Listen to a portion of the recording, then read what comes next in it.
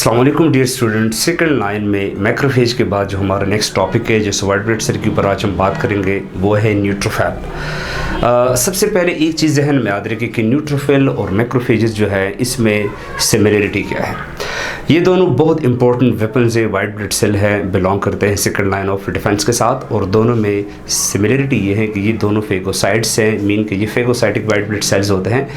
Phagocytic white blood sales वो white blood sales होते हैं जो जर्म्स को इनगल्फ करते हैं और उसको फिर सेल के अंदर इंट्रासेलुलर एनवायरनमेंट के अंदर एंजाइम से अदर टॉक्सिक केमिकल के थ्रू डाइजेस्ट करते हैं, ख़त्म करते हैं। अभी न्यूट्रोफिल जो वाइट ब्लड सेल है इसके बारे में हम बहुत इंपॉर्टेंट किस्म की चीज़ें डिस्कस करेंगे, उसके बाद फिर जो इसके मेजर फंक्शंस है उसके ऊपर फिर हम फाइनली बात करेंगे। तो सबसे पहले हम इसके कुछ इंपॉर्टेंट कैरेक्टर्स को जानते हैं ताकि न्यूट्रोफिल्स के बारे में हम एक अच्छा अंडरस्टैंडिंग हो सके।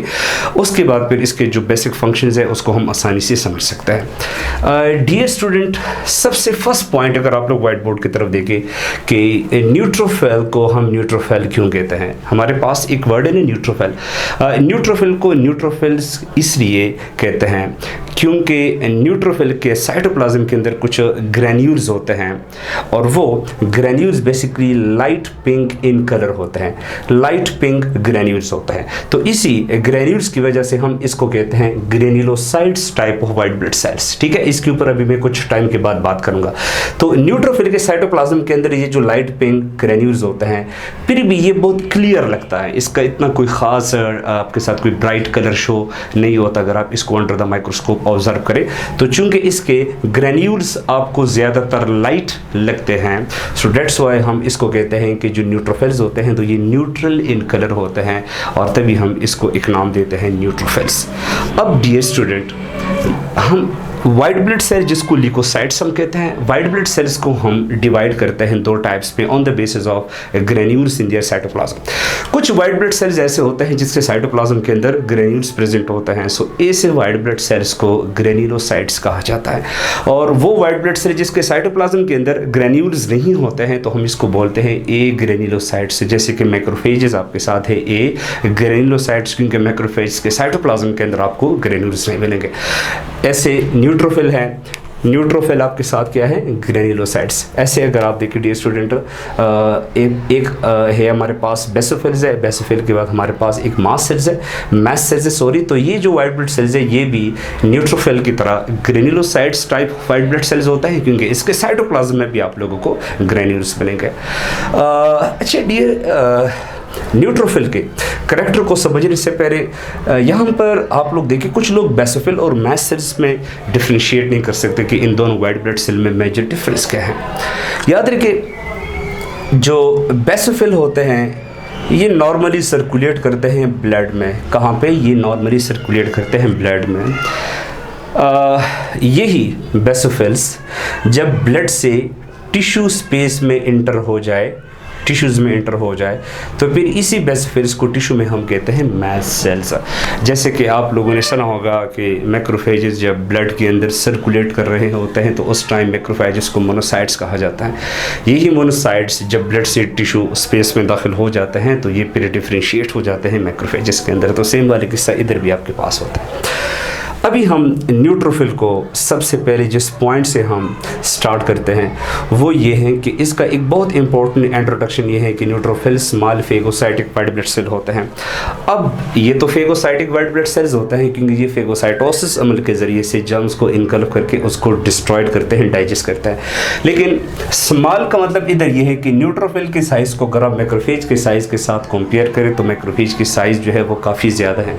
मैक्रोफेज एक टाइम पे तकरीबन 100 बैक्टीरिया को इनगल्फ करके उनको डाइजेस्ट कर सकता है, जबकि न्यूट्रोफिल की इनगल्फिंग कैपेबिलिटी मैक्रोफेज के मुकाबले में थोड़ा कम है। न्यूट्रोफिल जो है वो कम से कम एक टाइम पे 20 बैक्टीरिया को फेगोसाइटोस कर सकता है, उसको फेगोसाइटोसिस प्रोसेस के ज़रिए से इनगल्फ और डाइजेस्ट कर सकते हैं। तो ये अबाउट 20 बैक्टीरिया की फेगोसाइटोसिस एक टाइम पे कर सकते हैं। तो चूंकि न्यूट्रोफिल की जो फेगोसाइटोसिस ऑफ बैक्टीरिया है वो मैक्रोफेज के मुकाबले में कम है, लिहाजा हम कहते हैं कि न्यूट्रोफिल जो है ये small phagocytic white blood sales होता है। अच्छा, second point, first responder. It mean कि जब भी हमारे टिश्यू में, ये पॉइंट आप याद रखें डियर्स, कि जब भी हमारे टिश्यू में कोई इंजरी कॉज हो जाती है, टिश्यू इंजरी, मतलब जब हमारे टिश्यू डैमेज हो जाते हैं किसी भी फैक्टर्स की वजह से, फॉर एग्जांपल हमारे टिश्यू में कोई मतलब किसी केमिकल या फिजिकल फैक्टर की वजह से जो हमारे टिश्यू डैमेज हो जाते हैं, या कोई पैथोजेंस, बैक्टीरिया है या वायरसेस है, फंजाई है वो हमारे टिश्यू पे कुछ ऐसे केमिकल, ऐसे टॉक्सिन रिलीज़ करे और उससे हमारे टिश्यू डैमेज हो जाए, तो इसको भी हम टिश्यू इंजरी कहते हैं। या हमारे टिश्यू को ट्रॉमेटिक इंजरी हो जाए, कोई हादसा हो जाए जिसकी वजह से हमारे टिश्यू डैमेज हो जाते हैं। तो किसी भी वजह से जब हमारे टिश्यू डैमेज हो जाते हैं ना, तो यहाँ पे टिश्यू इंजरी के बाद, फॉर एग्जांपल अगर मैं कहूँ हमारे बॉडी में इन्फेक्शन या इन्फ्लेमेशन कॉज हो जाए, तो याद रखिए जब टिश्यू में इन्फेक्शन या इन्फ्लेमेशन होगा तो न्यूट्रोफिल चूंकि ब्लड में होते हैं, तो याद रखें ब्लड में जो वाइट ब्लड सेल्स होते हैं उसमें सबसे पहला वो वाइट ब्लड सेल जो ब्लड से माइग्रेट होकर टिश्यू इंजरी या टिश्यू एरिया की तरफ आता है, या सबसे पहला वो वाइट ब्लड सेल जिसकी माइग्रेशन होती है from blood to the site of injury, to the site of infection या साइट ऑफ इन्फ्लेमेशन, तो वो वाइट ब्लड सेल न्यूट्रोफिल है। ये बहुत हाईली मोबाइल है, इसकी मूवमेंट बहुत फास्ट है। जब भी हमारे टिश्यू में इंजरी या इन्फ्लेमेशन या इन्फेक्शन कॉज होता है तो न्यूट्रोफिल वो पहला वाइट ब्लड सेल है जो बहुत दौड़ दौड़ के टिश्यू साइट की तरफ आता है, और जो टिश्यू साइट, जो इंजरी साइट ऑफ टिश्यू है जहाँ पर टिश्यू डैमेज हुए होता है, अगर वो लिवर है, स्टमक है, वो लंग्स हैं, ठीक है, किडनी है, तो जहाँ पर आपके पास इन्फेक्शन कॉज होगा उसको हम साइट ऑफ इन्फेक्शन कहते हैं। तो न्यूट्रोफिल वो पहला वाइट ब्लड सेल होता है जो सबसे पहले साइट ऑफ इन्फेक्शन तक पहुँचता है फ्रॉम ब्लड, तभी हम इसको फर्स्ट रिस्पॉन्डर कहते हैं। अब यहाँ पर एक क्वेश्चन राइज ये होता है कि न्यूट्रोफिल जो है इसके पास ऐसी कौन सी सलाहियत है जिसकी वजह से ये सबसे पहले ब्लड से माइग्रेट होकर टिश्यू, जो साइट ऑफ टिश्यू इंजरी है वहाँ तक अपने आप को पहुँचा देता है। तो वो पॉइंट मैंने लिखा है कि दे आर हाईली मोबाइल। अब जो न्यूट्रोफिल होता है ये बड़ा तेज़ दौड़ता है, ये बहुत क्विक मूवमेंट करता है। उसका वजह ये है कि न्यूट्रोफिल जब ब्लड में मौजूद होते हैं, डियर ये पॉइंट जहन में याद रखें, और ये जब ब्लड में एक्टिवेट हो जाते हैं तो ब्लड में एक्टिवेट होने के बाद ये अमीबाइड शेप अडॉप्ट करता है, मतलब अमीबा की तरह शेप अडॉप्ट करता है, अमीबा लाइक शेप। ऑलरेडी आपको पता है कि अमीबा जब वाटर मीडियम में मूवमेंट करता है तो वो स्यूडोपोडिया यूज़ करता है। स्यूडोपोडिया अमीबा का एक लोकोमोटर पार्ट है जिसकी वजह से अमीबा बहुत फास्ट मूवमेंट करता है। तो न्यूट्रोफिल भी अमीबा का शेप अडॉप्ट करता है और अमीबा की तरह स्यूडोपोडिया को प्रोड्यूस करके बहुत क्विक मूवमेंट शो करता है, जिसकी वजह से न्यूट्रोफिल जो है वो फर्स्ट रिस्पॉन्डर होता है, रिस्पॉन्स देते हैं और वो पहुँचते हैं to the site of infection, और वहाँ पर जो डैमेज टिश्यू है उसको क्लियर करते हैं। वहाँ पे कोई पैथोजन हो, बैक्टीरिया हो तो उसको फेगोसाइटोस करके आपके पास ख़त्म करता है, ठीक है। तो इस लिहाज से हम कहते हैं कि they are first responder due to the highly mobility. फिर नेक्स्ट पॉइंट है डीएस्ट, वो है एबंडेंट वाइट ब्लड सेल। अच्छा, हमारे बॉडी में सबसे जो एबंडेंट वाइट ब्लड सेल है वो न्यूट्रोफिल है।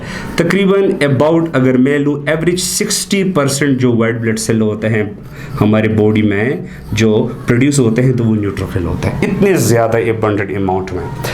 इसलिए ये पॉइंट आप जहन में याद रहे कि जब हमारी बॉडी में कोई इन्फेक्शन कॉज हो जाता है तो वाइट ब्लड सेल में जो वाइट ब्लड सेल ज़्यादा अमाउंट में पार्टिसिपेट करता है वो भी न्यूट्रोफिल्स होता है।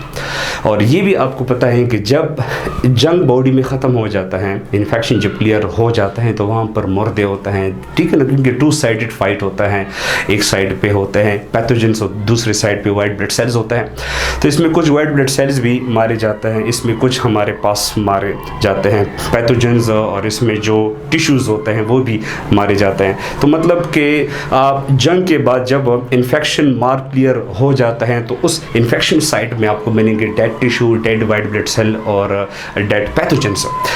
तो इन तमाम डेड बॉडीज़ के मिक्सचर को पस कहा जाता है, और पस में जिस वाइट ब्लड सेल की अमाउंट ज़्यादा है वो भी न्यूट्रोफिल है। पस में के अंदर जो major white blood cell dead form में पड़े होते हैं वो फिर आपके पास न्यूट्रोफिल होते हैं, क्योंकि न्यूट्रोफिल की अमाउंट हमारी बॉडी में सबसे ज़्यादा होते हैं, लिहाजा ये जंग में बहुत ज़्यादा मकदार में हिस्सा भी लेते हैं, तो लिहाजा इसकी अमाउंट भी पस में ज़्यादा होता है। फिर मैक्रोफेजेस जो मतलब बहुत काफ़ी लार्ज साइज़ रखता है, फिर वो इस पस को क्लियर करता है, डेड बॉडीज को फर्दर इनकल्फ करके डाइजेस्ट करता है।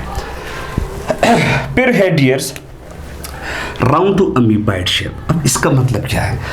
इसका मतलब ये है डियर्स कि जब ये न्यूट्रोफिल ब्लड में होते हैं, ठीक है, और ये जब अनएक्टिवेटेड फॉर्म में पड़े होते हैं तो ये राउंड शेप में होते हैं।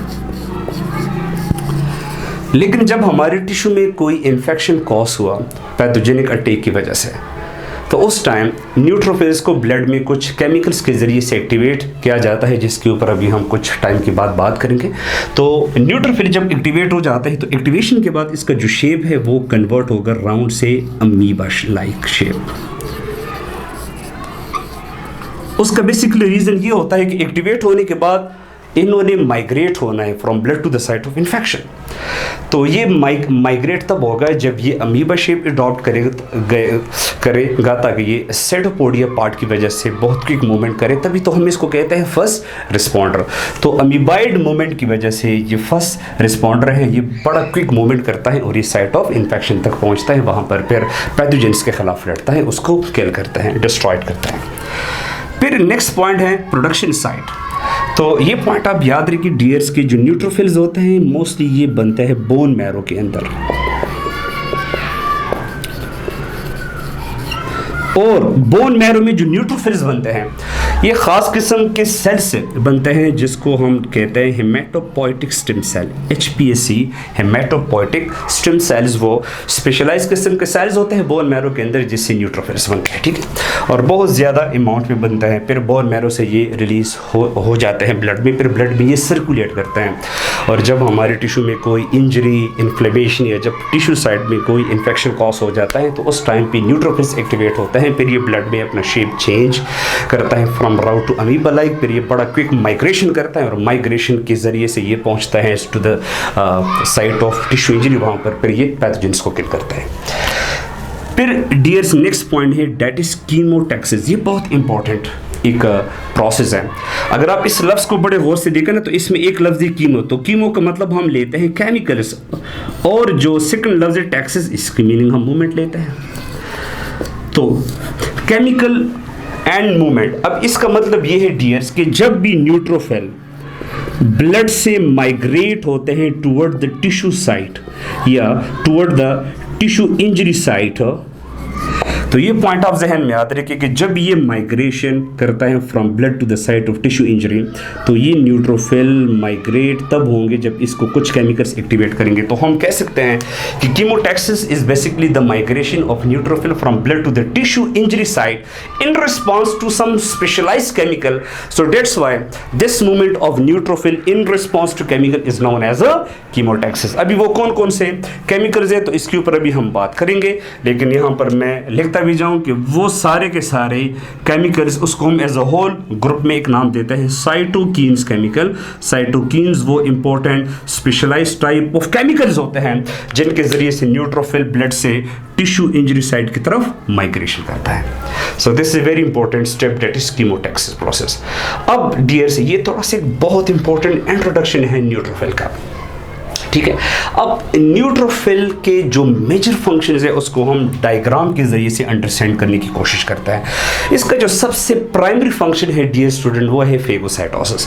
फेगोसाइटोसिस का मतलब ये है कि जब ये माइग्रेशन करता है और ये जब टिश्यू स्पेस में एंटर हो जाता है तो वहाँ पर जो पैथोजेंस होते हैं उसको ये इनगल्फ करके डाइजेस्ट करता है। अब ये कैसे करता है तो आप इस डायग्राम को बड़े गौर से सुने।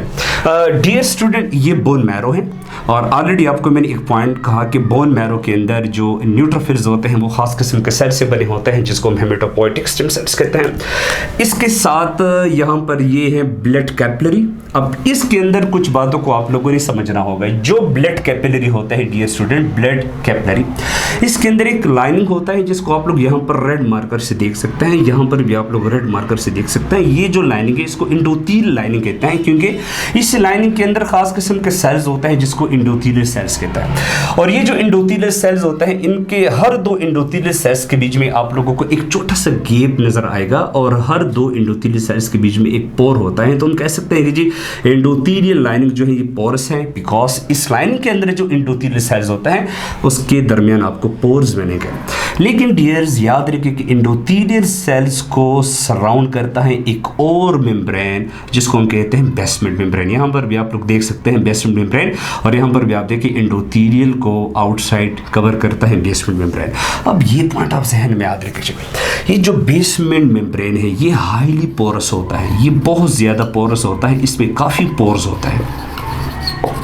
कहने का मतलब ये है कि ये जो आपके पास बेसमेंट मेम्ब्रेन होता है it is more permeable as compare to the endothelial lining. और दोनों लाइनिंग में, दोनों मेम्ब्रेन के अंदर या दोनों वॉल में जिस जहाँ पर बैरियर ज़्यादा है मूवमेंट के लिए, मतलब कि कोई चीज़ अगर आपके साथ अंदर से बाहर आता है या बाहर से अंदर जाता है, सो दोनों वाल में सबसे ज़्यादा बैरियर रेस्ट्रिक्शन मौजूद है, तो वो एंडोथेलियल लाइनिंग के अंदर मौजूद है। क्योंकि कोई चीज़ अगर एंडोथेलियल लाइन से पास होगा तो वो दो एंडोथेलियल सेल्स के दरमियान जो गैप है उनसे पास होगा। लेकिन जो बेसमेंट मेम्ब्रेन है ये काफ़ी पोर्स होता है, ये आपके पास होता है क्रिस क्रॉस मैनर में, ऐसे होता है, इसके अंदर आपको इंतहाई पोर्स जो है वो नज़र आता है। लिहाजा बेसमेंट मेम्ब्रेन जो है इसमें कोई रेस्ट्रिक्शन या ये कोई बैरियर जो है वो शो नहीं करता मॉलिक्यूल के पासिंग इन और आउट होने के लिए।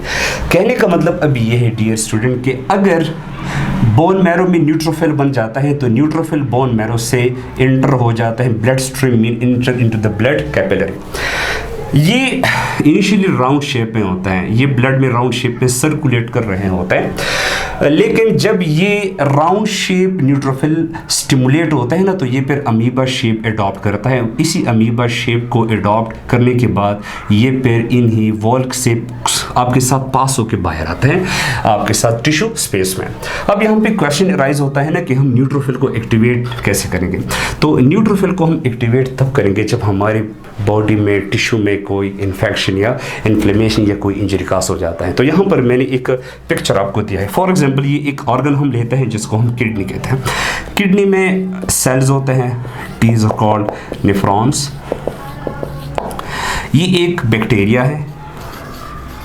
अब इस बैक्टीरिया ने किडनी पे अटैक किया और इन्होंने किडनी की टिश्यू पे कुछ टॉक्सिन्स रिलीज किए, और इसी बैक्टीरिया के टॉक्सिन्स की वजह से ये जो किडनी के टिश्यू है ये डैमेज हो जाते हैं। जब ये डैमेज हो जाते हैं ना so these cells become leaky. ये जो सेल्स होते हैं ये किडनी के अंदर लीकी हो जाता है क्योंकि इस सेल्स का जो प्लाज्मा मेम्ब्रेन है वो डैमेज हो जाता है। तो ये सेल जब लीक हो जाता है तो इसी सेल्स की लीक होने की वजह से कुछ इंपॉर्टेंट केमिकल इसी किडनी के सेल से रिलीज हो जाते हैं, और इसी केमिकल्स को यहाँ पर तो हम साइटोकिन्स कहते हैं। ऑलरेडी जो आपको मैंने कहा कि साइटोकिन्स वो केमिकल होते हैं जिसकी वजह से कीमोटैक्सिस होता है, इन केमिकल्स की वजह से न्यूट्रोफिल एक्टिवेट होता है और ये माइग्रेट करता है toward the site of infection. तो ये साइटोकिन्स जब रिलीज हो जाते हैं so they will activate the unstimulated neutrophil, और इसी साइटोकिन्स की वजह से जब ये न्यूट्रोफिल एक्टिवेट हो जाता है तो सबसे पहले ये अपनी शेप में मॉडिफिकेशन लाएगा, ये अमीबा शेप अडॉप्ट करेगा। अब ये अमीबा इन ही दो एंडोथेलियल सेल्स के बीच में जो छोटा सा पोर है गैप है, इनसे स्क्वीज होके बाहर आएगा। ठीक है, तो जाहिर बात है अमीबा का तो कोई कांस्टेंट शेप नहीं होता, ऐसे न्यूट्रोफिल भी अमीबा की तरह अपना शेप चेंज करता रहता है। तो ये न्यूट्रोफिल अपना शेप कुछ एलोंगेटेड वे के साथ ऐसे करेगा, एलोंगेटेड फॉर्म में ये जो न्यूट्रोफिल है तो ये बाहर आएगा, और ये जब बाहर आएगा तो दोबारा ये टिश्यू एरिया के अंदर अपना शेप चेंज करेगा। तो अभी इसी वॉल से न्यूट्रोफिल का पास हो जाना through the wall of capillary, neutrophil का बाहर आना पास होना through the wall of capillary, इस अमल को हम डायपेटिसिस कहते हैं। इसको हम नाम देते हैं मेडिकल में डायपेटिसिस। ये आपके जहन में याद होना चाहिए, ठीक है।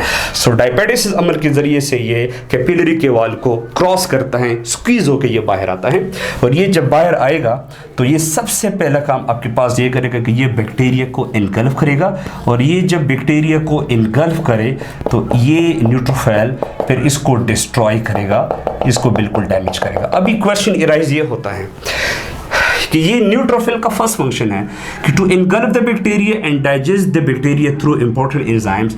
This is basically function number 1 of neutrophil and that is called phagocytosis. Neutrophil के पास ऐसे कौन से वेपन्स हैं, कौन से हथियार हैं जिसके जरिए से ये बैक्टीरिया को इनगल्फ करने के बाद डाइजेस्ट करते हैं। तो ये पॉइंट आप जहन में याद रखिए डियर स्टूडेंट की न्यूट्रोफिल के पास लाइसोसोमल एंजाइम्स होते हैं in the form of lysosomes. These lysosomal enzymes are present in important cytoplasmic organelles present in the neutrophil which are called lysosome. इनके अलावा इसके अंदर कुछ और important एंजाइम होता है जिसको हम बोलते हैं डिफेंसन।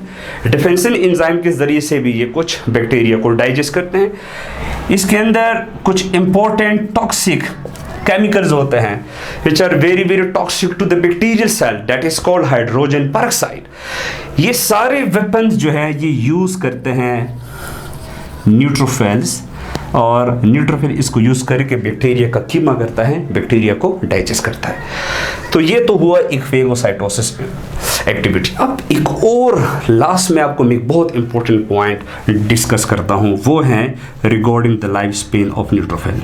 याद रखिए डियर्स, आपकी बुक में लिखा है ना कि न्यूट्रोफिल का जो लाइफ है, इसकी जो ज़िंदगी है वो लेस देन अ डे है। मतलब अगर इसको हम समझे कि मतलब एक दिन से भी कम, 24 आवर से भी कम है।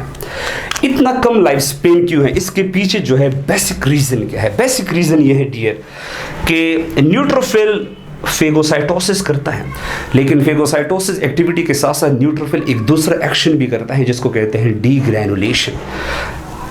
उसको हम कहते हैं डीग्रैनुलेशन। और इस अमल में होता यह है कि जो न्यूट्रोफिल्स होते हैं इसके अंदर कुछ ग्रेन्यूल्स होते हैं, न्यूट्रोफिल्स के अंदर, जिसको हम कहते हैं सिक्रेटरी ग्रेन्यूल्स। बाजू का न्यूट्रोफिल इसी ग्रेन्यूल्स के अंदर कुछ इंपॉर्टेंट वेपन्स केमिकल अपने से रिलीज करते हैं एक्स्ट्रासेलुलर एनवायरनमेंट के अंदर, और वो केमिकल जब इस ग्रेन्यूल से रिलीज हो जाते हैं उसमें एक होता है डिफेंसिन एंजाइम, दूसरा होता है जी lysozyme which basically target the bacteria cell wall, और इसके अंदर एक और टॉक्सिक केमिकल है हाइड्रोजन पेरोक्साइड या myeloperoxidase. These are the important enzymes which are released by the neutrophil from the special granules, and all of these enzymes kill the bacteria outside the cell in the extracellular environment।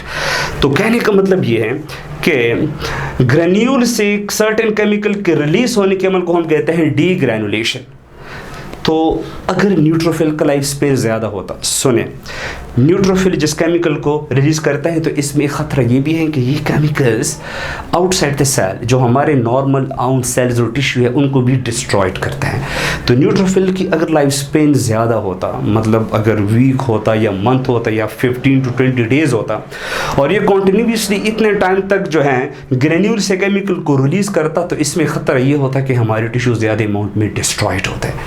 एक इसके पीछे एक reason ये है कि मतलब इसका life span कम है ना, तो मतलब हमारे जो टिश्यू इस एक्टिविटी की वजह से डैमेज होता है तो वो लिमिट हो जाते हैं, इतने कम अमाउंट में होते हैं, ज़्यादा अमाउंट में हमारे टिश्यू डैमेज नहीं होता है। और इसके पीछे सेकंड रीज़न ये है, बहुत इंपॉर्टेंट है, कुछ पैरासाइट्स पैथोजन ऐसे होते हैं कि वो न्यूट्रोफिल को इनगल्फ करते हैं, उसको एज अ फूड के तौर पे यूज़ करते हैं, जिससे बैक्टीरिया की प्रोपोगेशन होती है, वो अपनी जनरेशन को इंक्रीज करते हैं। तो न्यूट्रोफिल के कम लाइफ स्पेन की वजह से जो पैरासाइट्स होते हैं उसको फिर ज़्यादा वाइट ब्लड सेल खुराक के तौर पे नहीं मिलते हैं, जिसकी वजह से हम कंट्रोल कर सकते हैं प्रोपोगेशन या growth of bacteria inside the body.